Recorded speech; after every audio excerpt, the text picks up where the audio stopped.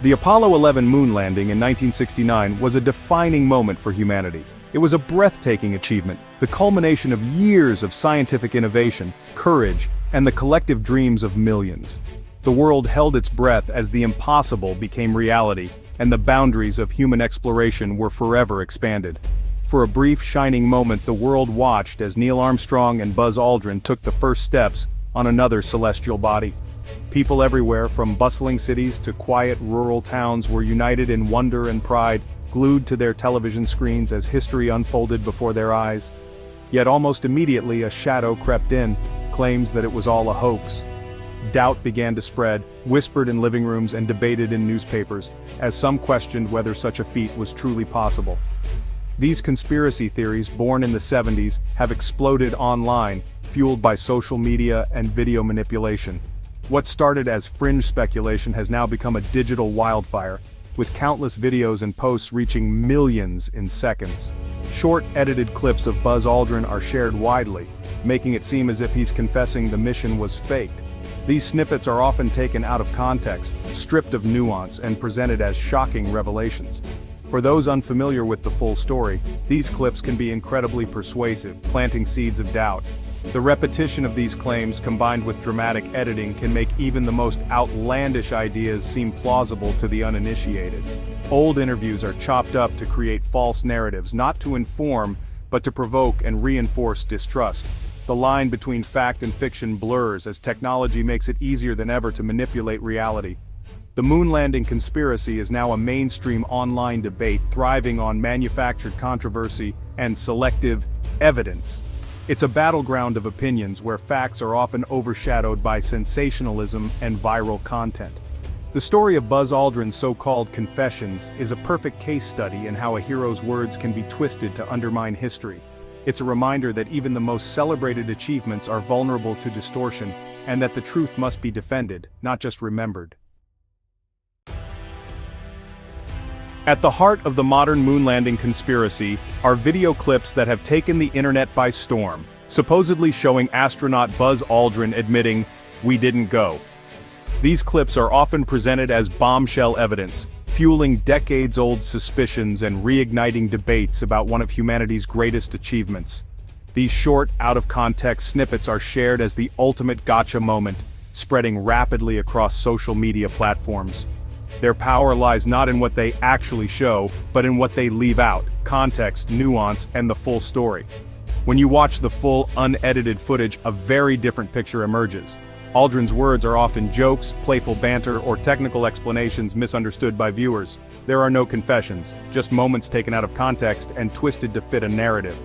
The illusion is carefully crafted by removing the surrounding conversation and editing out key details. A classic disinformation tactic that's been used for decades, but is now supercharged by digital technology. The creators of these viral clips count on viewers not to dig deeper.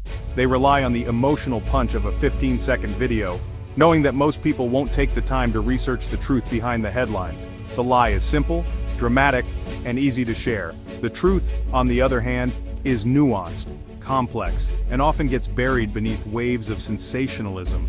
These viral confessions aren't evidence of a hoax. They're proof of how easily video can be manipulated and how quickly misinformation can spread in the digital age. What they really reveal is a willingness to defame a historical figure for the sake of clicks, controversy, and fleeting internet fame, regardless of the truth. Understanding how these clips are made and why they're so convincing is the first step in defending ourselves against digital deception. Only by questioning what we see and seeking out the full story can we hope to separate fact from fiction in today's media landscape. One favorite smoking gun is a 2000 interview where Buzz Aldrin explains that news networks used animations to illustrate parts of the mission. Conspiracy theorists claim this means the landing was faked, but Aldrin was simply describing how TV covered events they couldn't film live. In 1969, continuous live video from the moon wasn't possible. Broadcasters used models and animations to help viewers understand complex maneuvers. Aldrin, an MIT-trained engineer, was clarifying a technical point, not confessing to a hoax. The conspiracy only works if you strip away this context. It's like quoting someone saying the gun was a prop without mentioning they're talking about a movie. This is a textbook example of twisting a factual statement into a false narrative. Aldrin's pride in the mission and its broadcast innovations is turned upside down by those seeking proof of a conspiracy. Another viral clip comes from a 2015 Quanda at Oxford Union, where Aldrin appears to say, "Because we didn't go." The edited video presents this as a confession, but the real story is very different. The original question was about the scariest moment of the journey, not why we haven't returned to the moon. Aldrin, with his trademark humor, joked, "Scariest? It didn't happen, we didn't go," then smiled as the audience laughed. He immediately gave a serious answer about a real frightening incident on the moon. The misleading clip dubs over the question and cuts out the laughter and real answer, fabricating a confession. This is not just out of context quoting, it's deliberate deception. Despite repeated debunkings, the clip resurfaces, preying on new audiences. It's a stark reminder, in the digital age, seeing is not always believing. The Buzz Aldrin confession videos are a case study in how misinformation spreads today. It starts with a short, emotionally charged clip, designed for maximum impact and shareability. Social media algorithms amplify these videos, creating echo chambers where the false narrative is endlessly repeated. The more a lie is shared, the more believable it becomes. People share these clips with friends, lending them social proof and credibility. Misinformation travels faster than the truth, polluting our shared information environment. The moon landing conspiracy, once fringe, is now a persistent online narrative. It's convinced many to doubt one of humanity's greatest achievements. This erosion of trust in history and science has consequences far beyond the moon. The challenge is not just correcting facts, but breaking the cycle of viral falsehoods. The digital wildfire of conspiracy is hard to contain once it's ignited. For Buzz Aldrin, walking on the moon was the pinnacle of his life's work, a moment that defined not just his career, but the spirit of human exploration itself. As the second man to set foot on the lunar surface, Aldrin became a symbol of what humanity could achieve when driven by curiosity and determination. Yet for decades after that historic achievement, he's had to defend it against relentless, baseless accusations. Despite overwhelming evidence, a vocal minority has continued to insist that the moon landing was a hoax, spreading misinformation through media, books, and even public demonstrations. Aldrin has patiently explained the science behind the mission, recounted his personal experiences in vivid detail, and debunked the same tired claims over and over again. He's spoken at countless events, answered questions from skeptics, and tried to educate the public about the realities of space travel. But sometimes, even the most patient person's frustration boils over.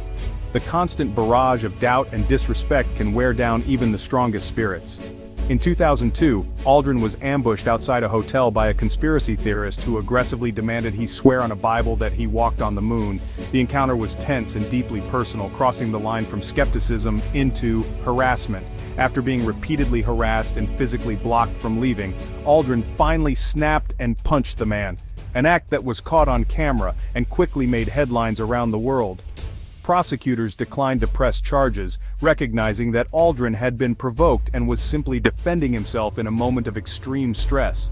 This moment captured the emotional and psychological toll that these persistent conspiracies take on real people, especially those who have dedicated their lives to advancing human knowledge. The campaign against Aldrin and other astronauts is not a good-faith search for truth, but often a form of harassment that disregards evidence and personal dignity. It's a reminder of how misinformation can fuel hostility and suspicion. Aldrin's reaction was deeply human, a hero pushed too far by endless lies and public attacks on his integrity. Even legends have their breaking points. Ultimately, it's a powerful reminder that behind every conspiracy theory are real people, pioneers, scientists, and their families, forced to defend their honor and legacy against a tide of misinformation and doubt. Much of the suspicion about the moon landing footage comes from misunderstanding 1960s technology. People today expect HD video, but the Apollo 11 camera was a marvel for its time, small, rugged, and able to transmit from the moon. The signal was low bandwidth and had to be converted for TV, resulting in the grainy, ghostly images we see. For parts of the mission with no camera coverage, broadcasters used animations and models to illustrate what was happening. This wasn't deception, it was journalism with the best tools available.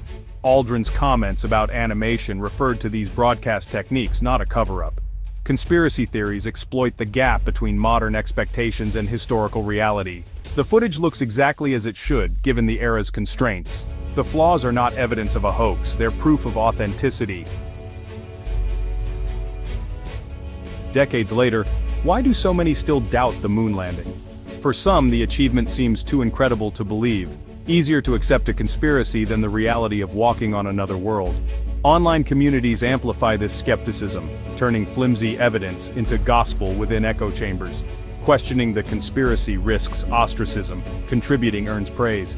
Moon landing denial often fits into a broader distrust of authority and official narratives.